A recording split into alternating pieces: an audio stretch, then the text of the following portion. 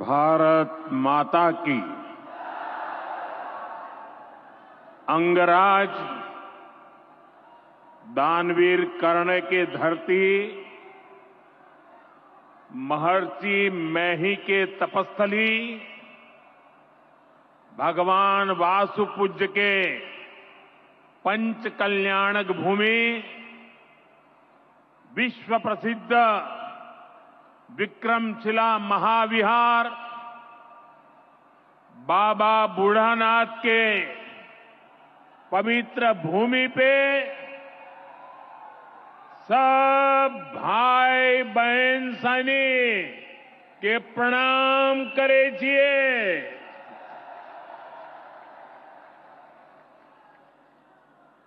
मंच पर विराजमान राज्यपाल श्रीमान आरिफ मोहम्मद खान जी, बिहार के लोकप्रिय एवं बिहार के विकास के लिए समर्पित हमारे लाडले मुख्यमंत्री नीतीश कुमार जी,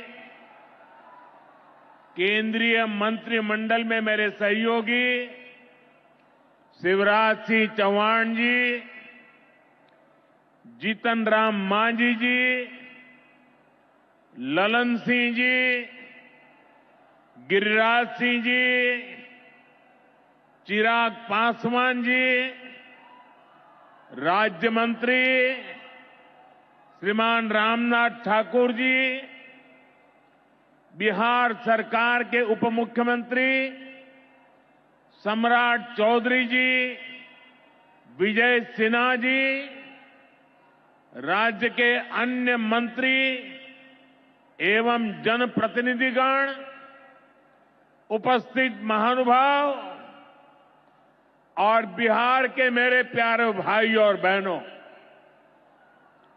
आज हमारे साथ देश के कोने कोने में कई मुख्यमंत्री, कई मंत्री और करोड़ों करोड़ों किसान भी आज इस कार्यक्रम में हमारे साथ जुड़े हुए हैं।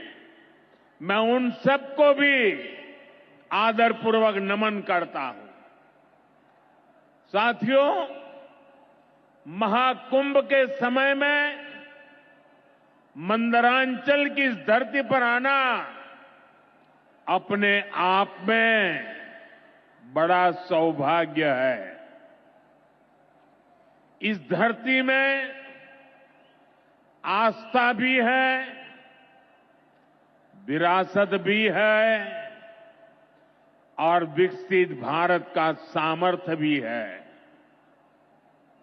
ये शहीद तिलका मांझी की धरती है, ये सिल्क सिटी भी है।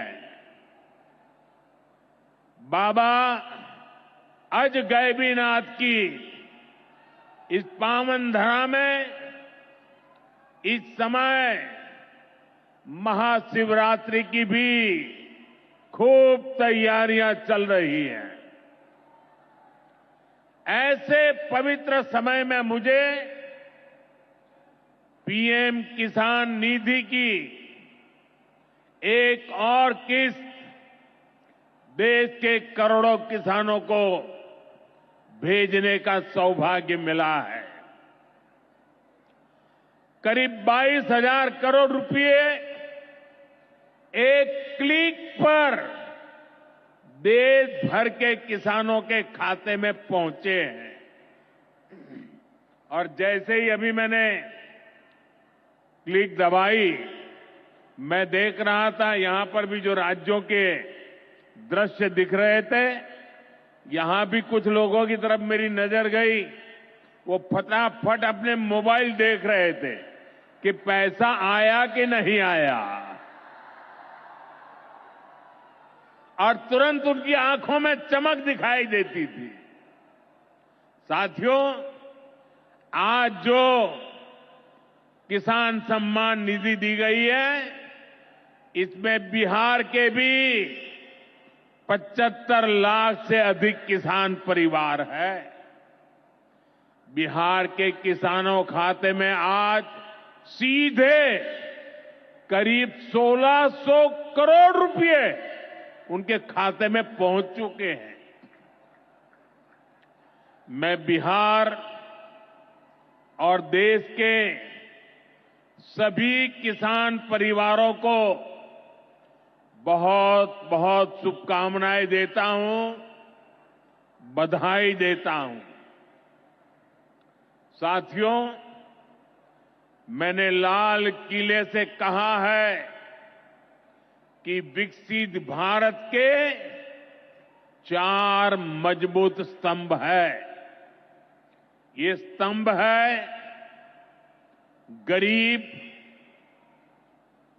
हमारे अन्नदाता किसान, हमारे नौजवान, हमारे युवा और हमारे देश की नारी शक्ति। एनडीए सरकार चाहे केंद्र में हो या फिर यहां नीतीश जी के नेतृत्व में चल रही सरकार हो, किसान कल्याण हमारी प्राथमिकता में है। बीते दशक में हमने किसानों की हर समस्या के समाधान के लिए पूरी शक्ति से काम किया है।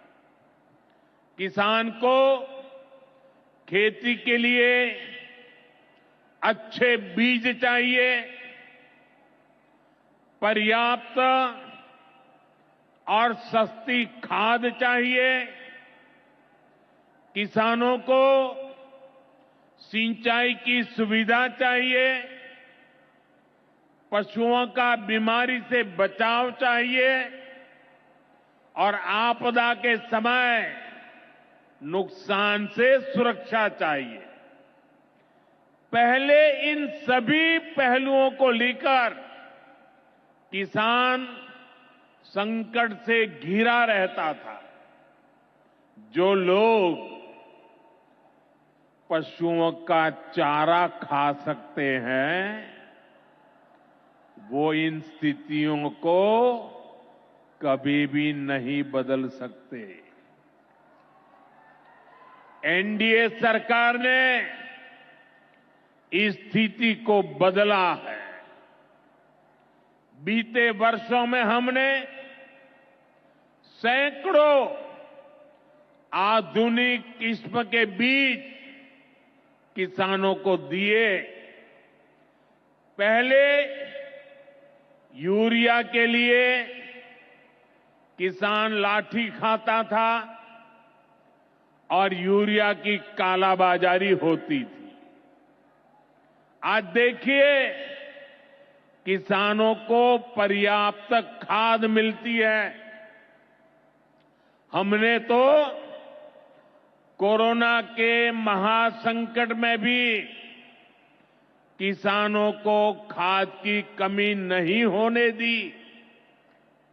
आप कल्पना कर सकते हैं कि अगर एनडीए सरकार न होती, क्या होता? साथियों, अगर एनडीए सरकार न होती तो आज भी हमारे किसान भाई बहनों को खाद के लिए लाठियां खानी पड़ती। आज भी बरौनी खाद कारखाना बंद पड़ा होता। दुनिया के अनेक देशों में खाद की बोरी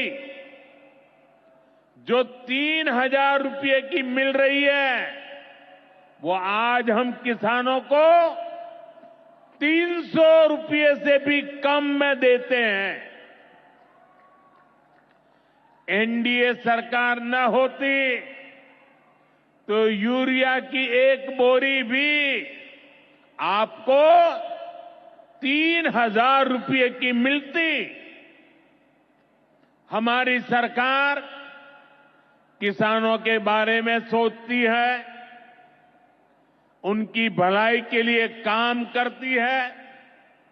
इसलिए यूरिया और डीएपी का जो पैसा किसानों को खर्च करना था,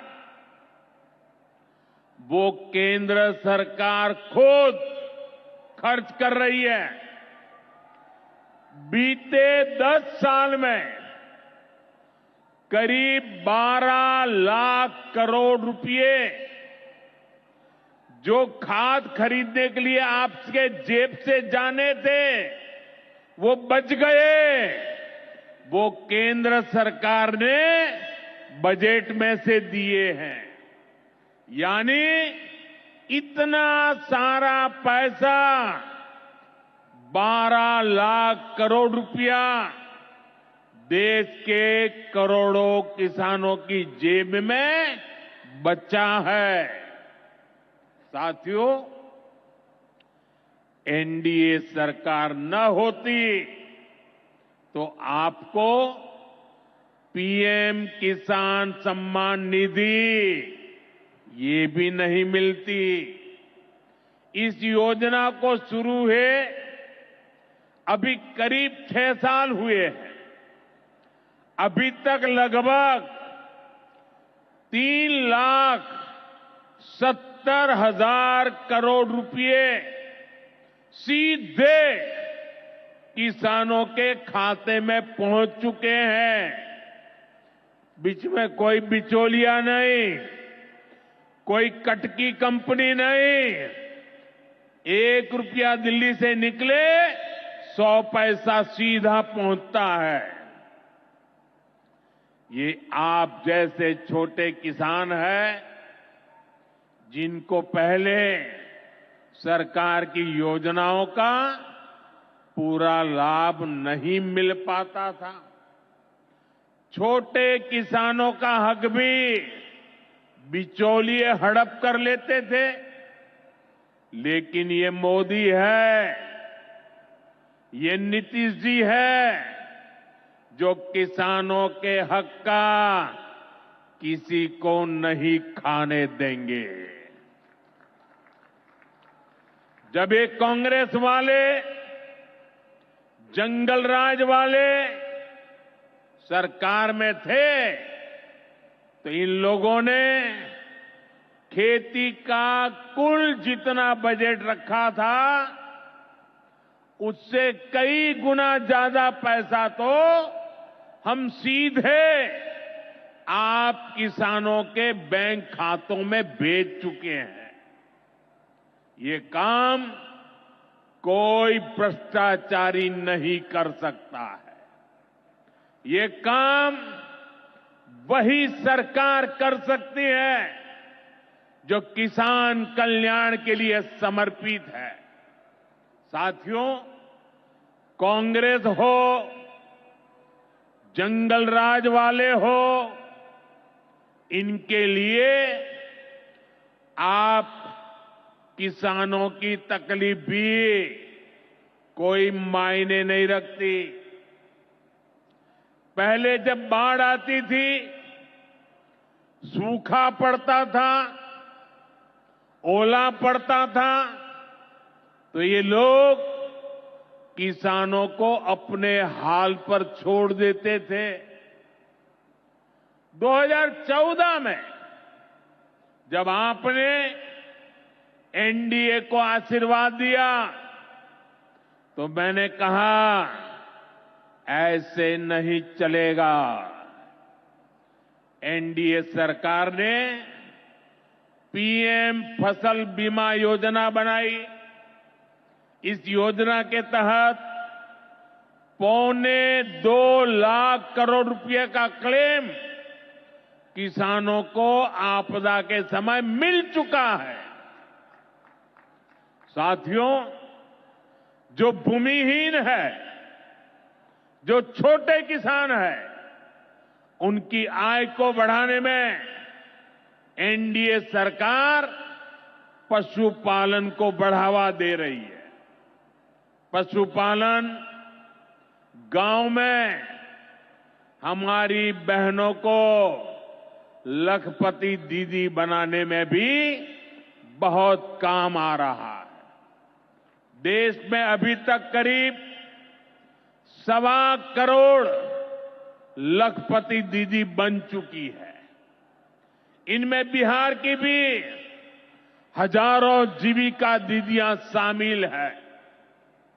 बीते दशक में भारत में दूध उत्पादन 14 करोड़ टन से बढ़कर, ये याद रखिए, 10 साल में 14 करोड़ टन दूध उत्पादन से बढ़कर के 24 करोड़ टन दूध उत्पादन हो रहा है। यानी भारत ने दुनिया के नंबर 1 दूध उत्पादक के रूप में अपनी भूमिका को और सशक्त किया है।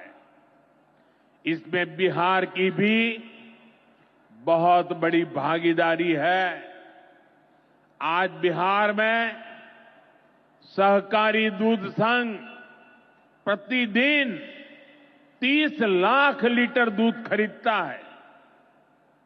इसके कारण हर साल 3,000 करोड़ रुपए से अधिक बिहार के पशुपालकों, हमारी माताओं बहनों के खाते में पहुंच रहे हैं।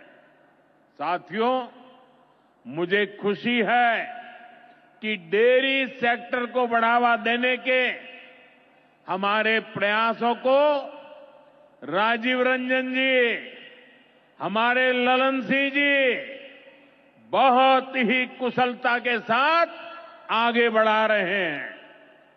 इनके प्रयासों से यहां बिहार में 2 परियोजनाएं तेजी से पूरी हो रही है। मोतीहारी का सेंटर ऑफ एक्सीलेंस बेहतरीन देसी नस्ल की गायों के विकास में मदद करेगा। दूसरा बरौनी का मिल्क प्लांट है। इस क्षेत्र के 3 लाख किसानों को फायदा होगा, नौजवानों को रोजगार मिलेगा। साथियों, हमारे जो नाविक साथी हैं, जो मछुआरे साथी हैं, इनको पहले की सरकारों ने कोई फायदा नहीं दिया। हमने पहली बार मछली पालकों को किसान क्रेडिट कार्ड की सुविधा दी है। ऐसे ही प्रयासों से आज मछली उत्पादन में बिहार शानदार प्रदर्शन कर रहा है। और अभी जैसे मुख्यमंत्री जी ने बताया, पहले मछली हम बाहर से लाते थे और आज मछली में बिहार आत्मनिर्भर बन गया है। और मुझे याद है 2014 के पहले 2013 में जब मैं चुनाव अभियान के लिए आया था, तब मैंने कहा था कि मुझे आश्चर्य हो रहा है कि बिहार में इतना पानी है, मछली हम बाहर से क्यों लाते हैं। आज मुझे संतोष है कि बिहार के लोगों की मछली की जरूरत बिहार में ही पूरी हो रही है। 10 साल पहले बिहार मछली उत्पादन में देश के 10 राज्यों में से एक था। आज बिहार देश के टॉप 5 बड़े मछली उत्पादक राज्यों में से एक बन चुका है। फिशरीज सेक्टर पर हमारे फोकस का बहुत बड़ा फायदा हमारे छोटे किसानों को हुआ है, मछुआरे साथियों को हुआ है। भागलपुर की पहचान तो गंगा जी में रहने वाली डॉल्फिन से भी होती रही है। ये नमामि गंगे अभियान की भी बहुत बड़ी सफलता है। साथियों, बीते वर्षों में सरकार के प्रयासों से भारत का कृषि निर्यात बहुत अधिक बढ़ा है। इससे किसानों को उनकी उपज की ज्यादा कीमत मिलने लगी है। कई कृषि उत्पाद ऐसे हैं जिनका पहली बार निर्यात शुरू हुआ है, एक्सपोर्ट हो रहा है। अब बारी बिहार के मखाना की है। मखाना आज देश के शहरों में सुबह के नाश्ते का प्रमुख अंग हो चुका है। मैं भी 365 दिन में से 300 दिन तो ऐसे होंगे कि मैं मखाना जरूर खाता हूं। ये एक सुपर फूड है जिसे अब दुनिया के बाजारों तक पहुंचाना है। इसलिए इस वर्ष के बजट में मखाना किसानों के लिए मखाना बोर्ड बनाने का ऐलान किया गया है। ये मखाना बोर्ड मखाना उत्पादन, प्रोसेसिंग, वैल्यू एडिशन और मार्केटिंग ऐसे हर पहलू में बिहार के मेरे किसानों की मदद करेगा। साथियों, बजट में बिहार के किसानों और नौजवानों के लिए एक और बड़ी घोषणा भी की गई है। पूर्वी भारत में फूड प्रोसेसिंग इंडस्ट्री को बढ़ावा देने के लिए बिहार एक बड़े केंद्र के रूप में उभरने वाला है। बिहार में national institute of food technology and entrepreneurship की स्थापना की जाएगी। यहां बिहार में कृषि के क्षेत्र में 3 नए सेंटर ऑफ एक्सेलेंस की भी स्थापित किए जाएंगे। इनमें से एक हमारे भागलपुर में ही स्थापित होगा। यह सेंटर आम की जर्दालू किस्म पर फोकस करेगा। 2 और केंद्र मुंगेर और बक्सर में बनाए जाएंगे, जो टमाटर, प्याज और आलू किसानों को मदद देंगे। यानी किसान हित के निर्णय लेने में हम कोई कसर बाकी नहीं छोड़ रहे। साथियों, आज भारत कपड़े का भी बहुत बड़ा निर्यातक बन रहा है।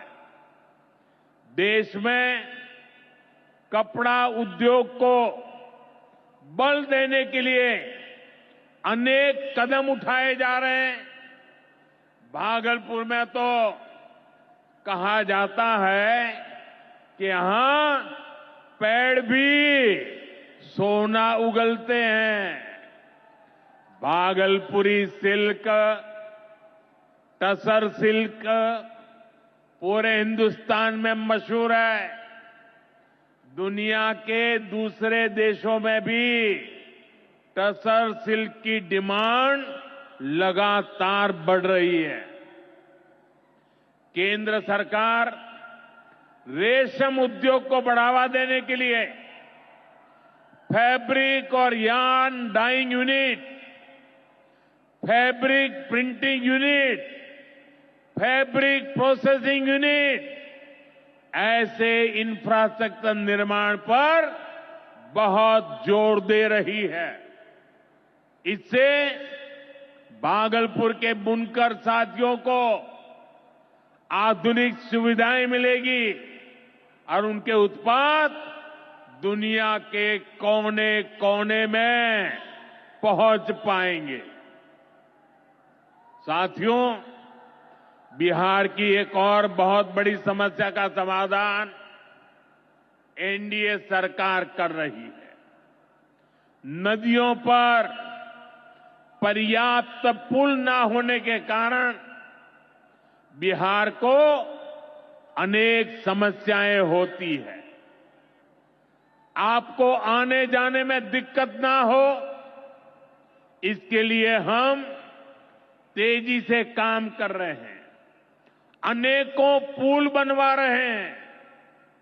यहां गंगा जी पर 4 लेन के पुल के निर्माण का भी तेजी से काम चल रहा है। इस पर 1100 करोड़ रुपए से ज्यादा खर्च किए जा रहे हैं। साथियों, बिहार में बाढ़ से भी बहुत नुकसान होता है। इसके लिए भी हमारी सरकार ने हजारों करोड़ रुपए के प्रोजेक्ट स्वीकृत किए हैं। इस वर्ष के बजट में तो पश्चिमी कोसी नहर ERM परियोजना के लिए मदद देने की घोषणा की गई है। इस परियोजना से मिथिलांचल क्षेत्र में 50,000 हेक्टेयर भूमि सिंचाई के दायरे में आएगी। इससे लाखों किसान परिवारों को लाभ होगा। साथियों, एनडीए सरकार किसानों की आय बढ़ाने के लिए अलग अलग स्तर पर काम कर रही है।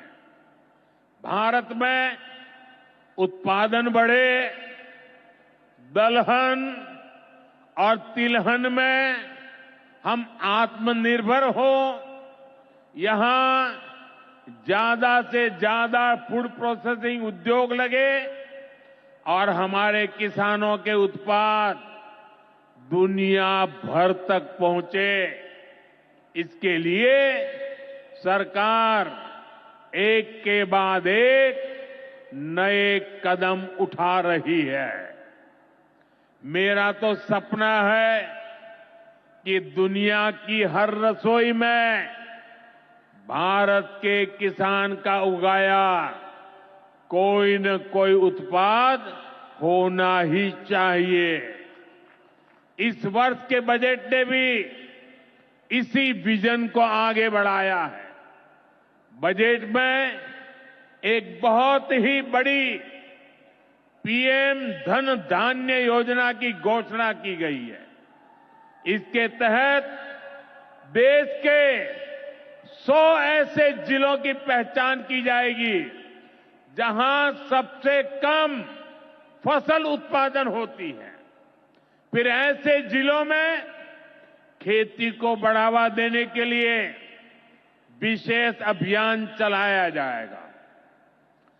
दलहन में आत्मनिर्भरता के लिए मिशन मोड पर काम किया जाएगा।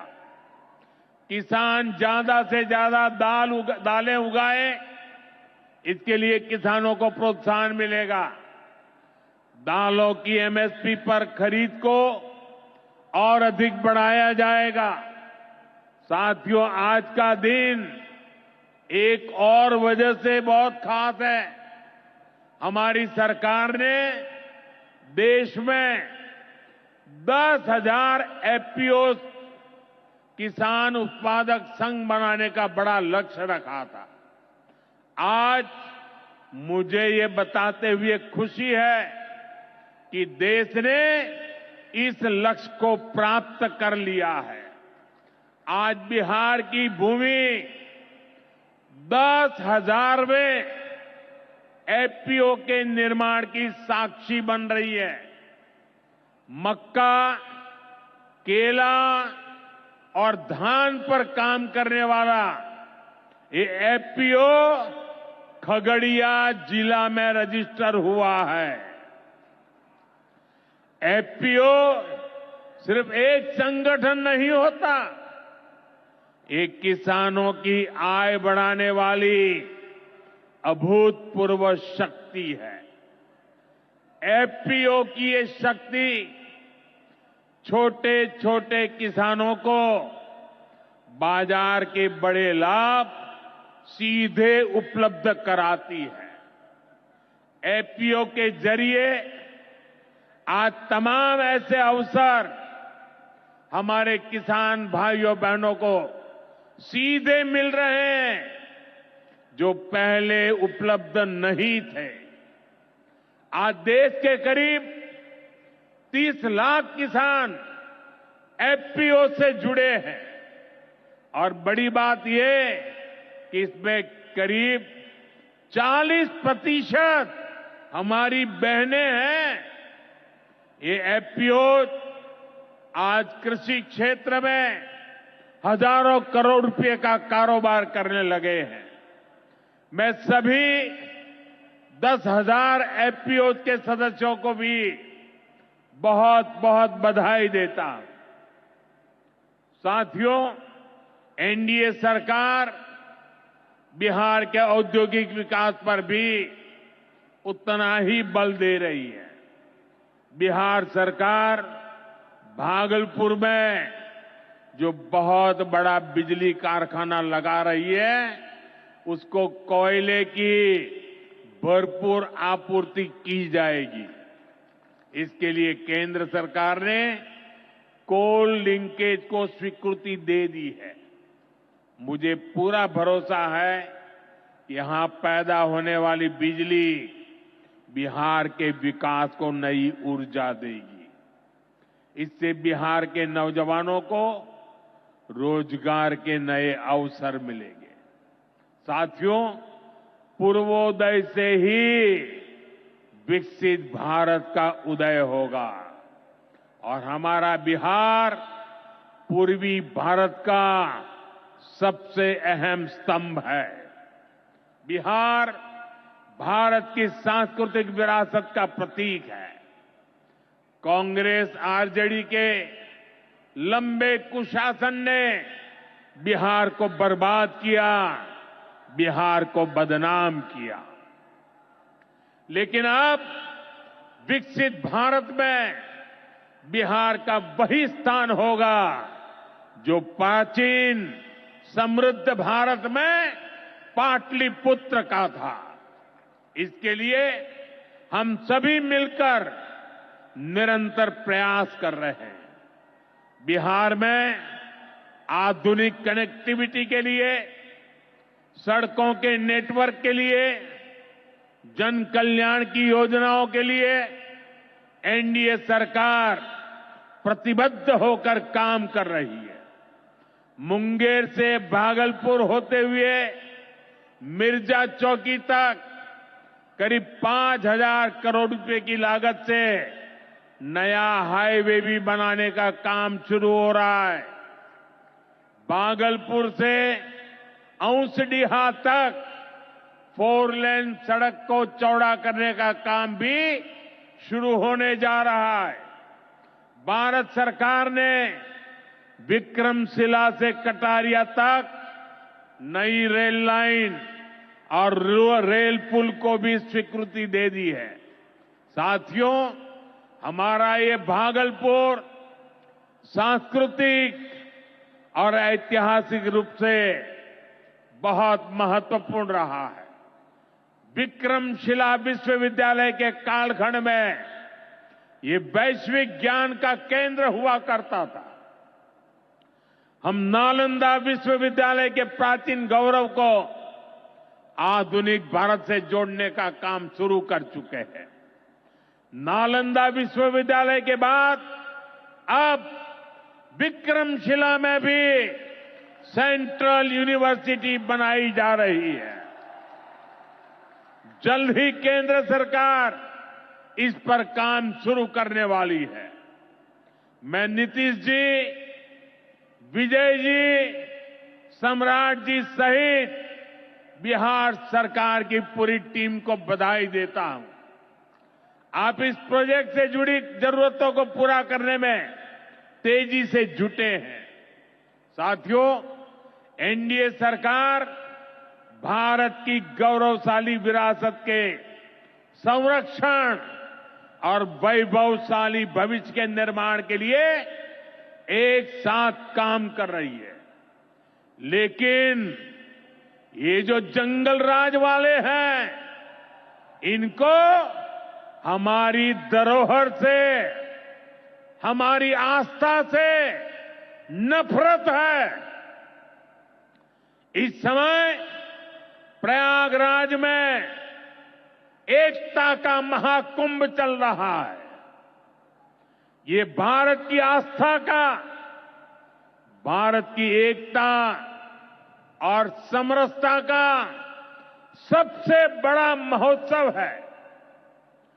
पूरे यूरोप की जितनी जनसंख्या है, उससे भी ज्यादा लोग अब तक एकता के इस महाकुंभ में डुबकी लगा चुके हैं, स्नान कर चुके हैं। बिहार से भी गांव-गांव से श्रद्धालु एकता के इस महाकुंभ होकर आ रहे हैं।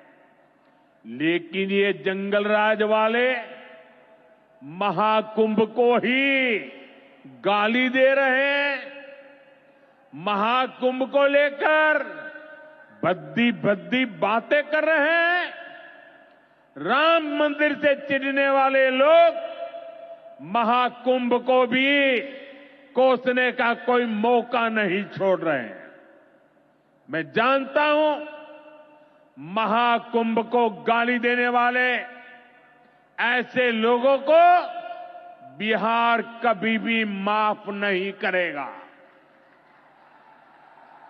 साथियों, बिहार को समृद्धि के नए पथ पर ले जाने के लिए हम दिन रात ऐसे ही मेहनत करते रहेंगे। एक बार फिर देश के किसानों को और बिहार वासियों को बहुत बहुत बधाई। मेरे साथ बोले, भारत माता की, भारत माता की। बहुत बहुत धन्यवाद। हमारे यशस्वी माननीय प्रधानमंत्री महोदय का कोटि कोटि धन्यवाद। इस अवसर पर हम सबों को मार्गदर्शित करने के लिए अपने प्रेरणादायी विचारों से